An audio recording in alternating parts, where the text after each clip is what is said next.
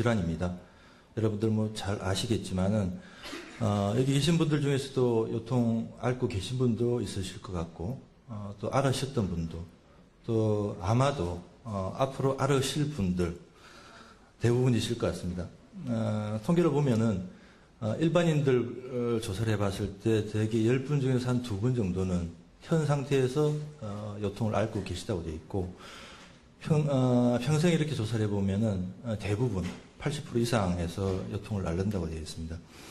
이렇게 흔하기도 하지만은 이 경제적인 문제도 상당히 심각해서 저희들은 뭐 통계가 그렇게 많지는 않은데 미국 예를 들면 그러면 이게 벌써 좀 지난 자료긴 하지만은 1년에 한 40조 원 가까운 돈이 이 요통 환자들 치료에 들어간다고 되어 있습니다. 그래서 그 사이에 경과된 것들을 따지면은 현재는 이게 한 100조 원 가까이 되지 않을까 생각을 합니다. 엄청난 비용이 소요가 된다는 거죠. 또 문제가 요통 치료가 쉽지가 않고 재발하는 경향을 보이기 때문에 만성적인 경과를 흔히들 겪습니다. 그리고 치료 방법이 다양하게 되고 그러다 보니까 대개 요통 환자분들이 한 분 계시면은 가족분들이 상당히 힘들게 되고 사회적으로도 큰 사회적인 문제가 될 수가 있습니다. 그래서 중요한 그런 증상 겸 질환이라고 보시면 될 것 같습니다. 저희가서 몇 년 전에 통증으로 저희 외래를 방문하셨던 환자분들을 조사를 해봤더니만 역시나 요통 환자분들이 전체 3분 중에서 1분 정도로 제일 많았었고 어깨, 목 순서로 환자분들 분포를 보였습니다. 요통 원인이 상당히 다양합니다. 디스크라고 알고 있는 추간판 탈출증이라든지 척추 협착증이라든지 아니면 여러 가지 관절 문제 등등이 있는데 실제로는 이런 질환들보다는 연부 조직들, 그래서 근육이라든지 인대라든지 힘줄이라든지 이런 쪽에 문제 있는 분들이 대다수라고 되어 있습니다. 그래서 원인이 뭔지를 정확히 아는 것이 굉장히 중요하겠습니다. 근데 요통 환자분들 치료를 할 때 저희들 의사들이 가장 신경이 쓰이는 게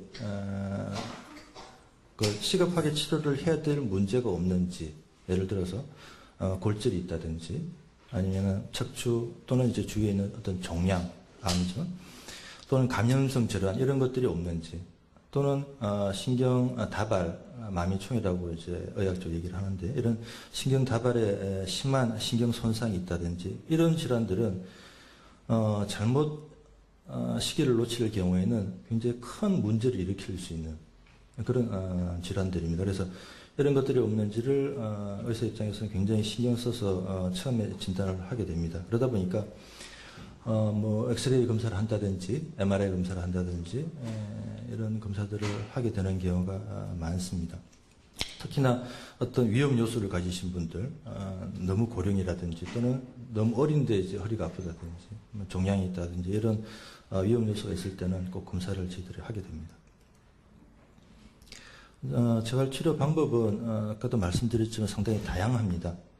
약물 치료, 자세 교육, 물리 치료, 운동 치료 이런 것들을 1단계 치료라고 저희들은 되게 얘기를 합니다. 그래서 이런 1단계 치료를 충분히 하는데도 불구하고 잘 치료가 안 되고 또는 어떤 확실한 이상이 있는 부위가 있으면은 시술을 2단계 치료로 할 수가 있고요. 이런 치료들을 하는데도 불구하고 전혀 호전이 없고 더 심해진다든지 할 때는 수술적인 치료를 할 수도 있는데 실제 통계를 보면은 수술까지 가시는 분들은 5% 미만입니다. 거의 한 1, 2% 정도라고 지금 통계되어 있는데 그래서 거의 수술까지 가시는 분들은 많지는 않다 이렇게 보시면 될 것 같습니다. 물리치료 방법은 다양한 방법이 있고요. 그 중에서 온열치료, 열치료라고 하는 것들을 제일 흔히 쓰죠. 온열치료 방법들은 적외선 치료라든지 온스퍼지 핫팩이라고 하는 거 많이 하셨을 겁니다. 또 전기욕이라든지 초음파 치료, 단파, 극초단파, 수치료, 뭐 사우나 뭐 등등 치료 방법이 상당히 많고 이 온열치료는 우리 인류가 아주 원시 시대 때부터 경험적으로 많이 썼던 그러니까 일본에 혹시 가보신 분들 저쪽 겨울에 일본 원숭이들 이제 온천욕 하고 있는 것들 이런 거 뭐 구경 하셨을 텐데 그래서 이거는 뭐 누가 가르쳐줘서 그런 게 아니고 경험적으로 지금 알고 있는 치료법이라고 볼 수 있겠습니다. 또 많이 쓰는 게 이제 전기치료법이죠. 전기치료법은 이제 경피적 전기 자극이라든지 간섭파치료 이런 것들을 저희들이 주로 쓰고 상당히 효과가 좋은 치료법 중에 한 가지입니다. 한데 심장 박동기제가 설치를 하셨던 분이라든지 임산부라든지 아이들 같은 경우에는 부작용이 생길 수가 있으니까 굉장히 주의를 해서 치료를 해야 됩니다. 기능 치료는 주로 이제 척추 추간판 탈출증, 디스크 환자분들에게 척추 간격을 당겨서 늘려줘서 튀어나와 있는 디스크를 좀 원래 자리로 되돌리고자 해서 이렇게 하는 치료법입니다. 그 밖에도 치료 방법이 굉장히 많습니다. 뭐 많이 들으셨을 텐데 카이로프랙틱이라든지 추나요법, 전골요법, 수기치료 이런 방법들, 또 마사지, 뭐 아로마 치료법, 레이저 치료법, 또 한방 치료도 많죠. 침을 맞고 뜸을 뜨고 뭐 부항 이런 것들 상당히 많고 종류로 따지면 아마 수십 가지 이상이 될 겁니다. 그래서 이런 치료법들은 각각 효과가 있을 수가 있습니다. 실제로 여러 가지 연구 보고에서도 효과가 있을 수가 있는데 제가 아까 원인에서 말씀드렸던 연부 조직 이상 있을 때는 이런 치료법들이 비교적 효과가 있고 비교적 안전한 측면을 보입니다. 한데 그렇지 않아 이제 제가 아까 말씀드렸던 이제 우리가 주의를 해야 될 문제들, 뭐 골절이라든지 종양이라든지 감염이라 이런 게 있을 때 이런 치료법들이 그런 것들을 악화시킬 수 있어서 굉장히 되돌리기 힘든 문제를 일으킬 수가 있습니다. 그래서 꼭 치료를 해도 되는지 하면 어떤 치료를 해야 될지를 확인을 하시고 치료하시는 게 중요할 것 같습니다. 실제로 제가 이제 진료를 보면은 이런 치료법들을 이제 부적절하게 하고 오셔가지고 예를 들어서 이제 뭐 종양이 있으신데 어떤 카이로프랙틱 같은 것들 하고 나서 악화됐다든지 감염이 있는데 침을 맞고 나서 그게 악화됐다든지 이런 분들을 왕왕 접하게 됩니다. 그래서 꼭 확인을 하시는 게 중요하지 않겠나 생각됩니다. 다음에 이제 동작 자세 교육들을 허리가 아프실 때는 일반적으로 하시게 됩니다. 주로 이제 작업치료실에서 저희들은 하게 되는데 자세 교정을 한다든지 일상생활을 하실 때 이제 동작 교육들, 작업장에서 자세 이런 것들을 가르쳐 드리게 됩니다. 몇 가지 예를 들면은 물건을 이제 들 때는 가능하면은 이제 이 물건이 몸에 가깝게 해서 등을 이제 구부리지 않은 상태에서 바른 자세에 이제 드는 게 조금 더 동영상에서 보여드리겠습니다만 이런 게 중요하고요. 이제 일어날 때 이렇게 바로 일어나지 말고 조심스럽게 끝으로 와서 무릎을 짚고 일어나는 동작. 운전 하시는 분들이 많으실 테니까 운전하실 때도 안전벨트는 뭐 허리 때문이 아니라도 관제발트를 꼭 해야 되겠지만은 안전벨트를 꼭 착용을 하시고 등에는 뭐 작은 이런 쿠션 같은 것들 좀 넣어주시고 고관절이나 설관절 같은 것들을 좀 구부려가지고 바른 자세에서 너무 이렇게 뒤로 기댄다든지 하지 않도록 그게 중요하겠습니다. 동영상으로 이제 몇 가지를 좀 보겠습니다. 우선 이제 누워서 주무실 때 자세는 너무 이렇게 다리를 쭉 펴는 것보다는 이건 이제 조금 높은 편인데 아주 심할 때는 이렇게 높게 하고 그렇지 않으면은 베개 같은 것들을 하시도록 하고 옆으로 주무실 때는 가랑이 사이에 베개를 집어넣어서 주무시더라고요. 일어날 때도 이렇게 벌떡 일어나는 게 아니고 옆으로 누워서 조심스럽게 일어나는 자세. 그 다음에 앉은 자세도 이렇게 뒤로 너무 비스듬히 있다든지 앞으로 확 숙인다든지가 좋지가 않고 책상을 앞에다 이렇게 당기고 바르게 앉는 게 중요하겠습니다. 또 의자에서 일어날 때도 이렇게 벌떡 일어나지 말고 무릎을 짚고서 조심해서 이렇게 나는 게 좋겠습니다. 또 옷을 입는 동작도 이렇게 허리를 숙여서 이렇게 입는 것보다는 가능하면은 벽 같은 데다가 이렇게 기대가지고 허리를 이렇게 구부리지 않고 옷을 입는 동작 이런 것도 도움이 되실 거고요. 물건 들 때도 이렇게 들지 말고 무릎을 구부려 가지고 무릎을 펴서 일어나는 거, 이게 중요하겠습니다. 또 이제 밀대 같은 거 밀 때도 허리를 숙여서 하는 것보다는 허리는 비교적 움직이지 말고 팔이나 아니면 무릎 같은 것들을 구부려서 하는 거. 그 다음에 모니터 같은 걸 볼 때 이렇게 숙이지 말고 바르게 앉아서 하시는 거. 또 차 트렁크에서 물건 들 때도 이렇게 들지 마시고 뭐 다리를 한쪽에서 올려서 든다든지, 뭐 설거지 할 때도 마찬가지입니다. 좀 밑에 이렇게 좀 올려놓고 하시는 게 좋겠고, 운전할 때도 이렇게 하지 말고 쿠션을 집어넣어서 바른 자세로 하시는 거. 뭐 이런 몇 가지들을 이제 아시는 것이 중요하게 되겠습니다. 다음에 이제 운동치료입니다. 운동치료는 특히나 좀 만성이 되신 허리 아프신 분들에게는 운동치료가 필수적이라고 보시면 될 것 같습니다. 허리가 아플 때 이제 근육이 몇 가지 이제 요인으로 작용을 하는데, 근육이 너무 약하다든지 너무 긴장이 되어 있다든지 필요한 근육, 이럴 때는 요통을 일으킬 수가 있겠습니다. 허리 아프신 분들 운동할 때 이제 몇 가지 원칙이 있는데, 처음에는 너무 갑자기 운동하시라고 하니까 또 갑자기 하시다가 오히려 너무 과하게 해서 문제가 될 수 있어서 천천히 좀 부드럽게 운동 강도를 높이시는 게 중요하고요. 하루에는 대개 한 10분 내지 20분씩 해서 아침 저녁으로 적어도 2번 이상은 하시는 게 좋겠고, 운동 방법이 몇 가지가 있는데, 처음에는 유연성 운동으로 먼저 시작을 하고 근력 강화 운동으로 이어지는 게 좋겠습니다. 운동 시작 전후에 허리를 좀 찜질을 한다든지 아니면 조금 뜨거운 샤워 같은 걸 한다든지 해서 허리를 덮이고 나서 운동하시는 게 좋겠고, 무엇보다 가장 중요한 거는 매일 꾸준하게 하시는 게 중요하겠습니다. 운동하는 방법이 몇 가지가 있는데, 처음에는 이제 스트레칭 하시는 거죠. 그래서 관절, 근육, 뭐 힘줄 같은 것들을 좀 부드럽게 만들어주는 신장 운동들을 하시게 되고, 근육 강화 운동들은 이제 등 근육 운동과 배 근육 운동, 이렇게 나눌 수가 있는데, 주로 디스크 환자분들은 등 근육 강화시키는 게 굉장히 중요하고, 그에 반해서 척추가 이제 신경길이 좁아지는 척추관 협착증 같은 분들은 배 근육을 강화시키는 게 굉장히 중요합니다. 또 중요한 게 이제 하지입니다. 다리 근육 강화시키는 게 굉장히 중요해서 다리 근육 강화시키는 운동을 꼭 포함을 시켜서 운동을 하셔야 되겠습니다.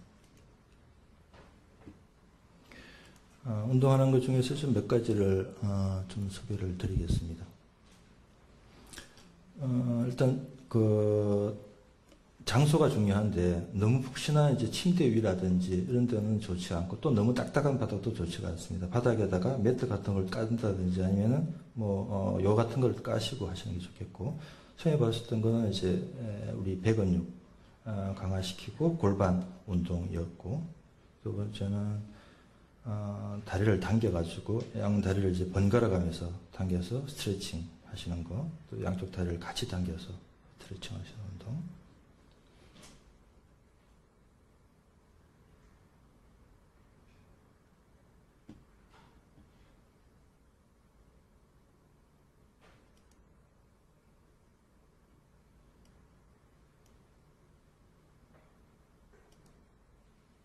그다음에 골반 좌우로 이제 흔들면서 좀 유연성을 키우는 운동을 하시고요.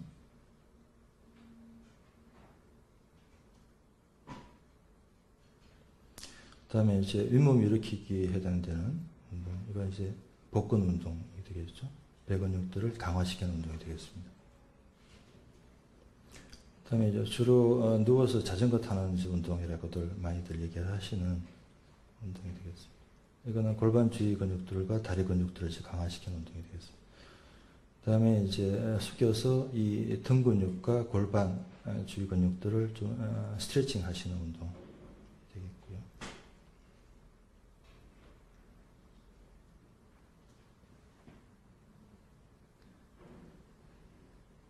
그 다음에 반드시 누워서 전신을 스트레칭 시키는 운동.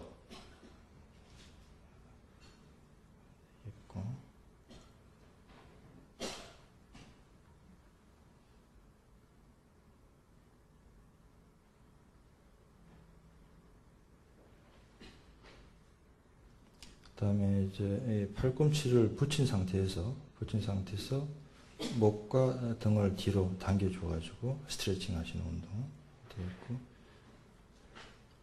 이어서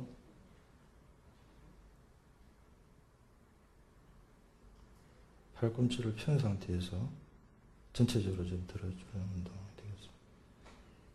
그 운동 강도에 따라서는 환자분들의 증상에 따라서 조금씩 차이가 있습니다. 이런 운동을 하겠고요.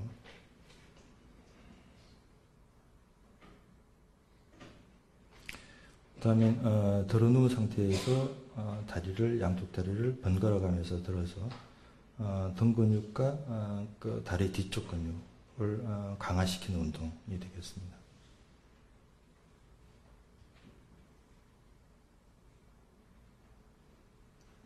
다음에는 환자분들이 그냥 슈퍼맨 자세라고 얘기를 하는데, 양쪽 팔과 다리를 번갈아 가면서 들어주는 운동. 역시 근육 강화 운동이 되겠습니다. 그 다음에 이제 고양이 자세라고 지금 얘기들 하시는 거죠. 숙여서 복근과 뒤로 당겨서 등 근육 운동들을 하시게 되겠습니다.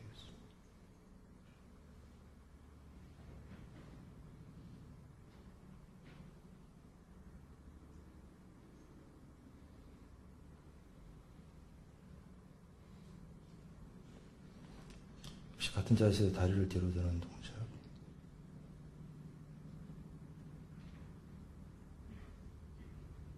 이런 고양이 자세 동작들은 사실 수술 직후라든지 이럴 때는 조금 조심을 해야 될 동작들이 되겠습니다. 이거는 허벅지 앞쪽 근육, 사두근을 얘기를 하는데, 허벅지를 좀 강화시키는 운동이 되겠습니다. 그래서 하지 근육 중에서 굉장히 중요한 운동이 되겠습니다. 또 벽이 기대가지고 좀 쪼그려서 앉는 동작. 그래서 이런 동작들을 하는데, 되게 처음에 배우시고 나서는 처음에는 한 20분 내지 30분 정도 아마 소요가 될 겁니다. 그런데 조금 이제 적응이 되고 익숙해지면은 20분 이내로 시간을 조절을 할 수가 있겠습니다.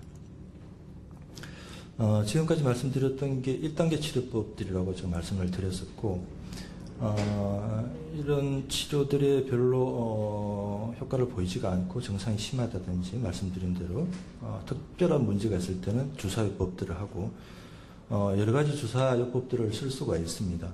그 중에서 시간 관계상 중요한 두 가지만 일단 말씀을 드리면은, 근육이 아주 국소적으로 어떤 한 부위가 갑자기 뭉쳐가지고 그쪽에 지금 만지면 통증이 있고, 또 누르면은 거기만 아픈 게 아니고 다른 데로 이렇게 뻗친다든지 이런 게 있을 때 근막통 증후군이라고 얘기를 하는데, 아마 요즘은 이제 아시는 분들이 많이 있으실 겁니다. 그래서 치료를 하다가 안 되면 이제 그 문제를 일으키는 근육에다가 주사를 하는 시술을 하면은 효과가 상당히 좋습니다. 그런 시술을 할 수가 있고요. 아니면 이제 디스크가 있다든지, 아니면 척추 이제 협착증이 있다든지 해서 신경이 어디가 이제 눌려가지고 염증이 있다든지 하면은 해당되는 부위에다가 주사를 해서 염증을 가라앉히는 시술을 하게 됩니다. 이런 시술도 흔히 하고 효과가 좋은 방법 중에 하나라고 보실 수가 있겠습니다. 이제 마지막 슬라이드인데요. 그래서 저희들이 재활학과에서 거의 이제 한 10년 정도 된 것 같은데, 정형외과, 신경외과 선생님들이랑 같이 합동을 해서 금요일 오후에 요통교실이라고 해서 요통 있으신 환자분들을 대상으로 교육하는 이제 프로그램을 운영을 해오고 있습니다. 서관 1층에 있는 재활학과 외래내에 있는 요통치료실에서 있고요. 제가 말씀드린 내용을 포함한 요통의 이제 진단하는 방법, 그다음에 치료하는 방법, 예방하는 방법, 운동, 자세 등등에 대해서 비교적 시간 여유를 갖고 충분히 교육 설명을 드리는 자리라서 아마 허리가 불편하신 분들은 많은 도움을 받으실 수가 있지 않겠나 그렇게 생각을 합니다. 네, 지금 강의는 여기까지 마치겠습니다.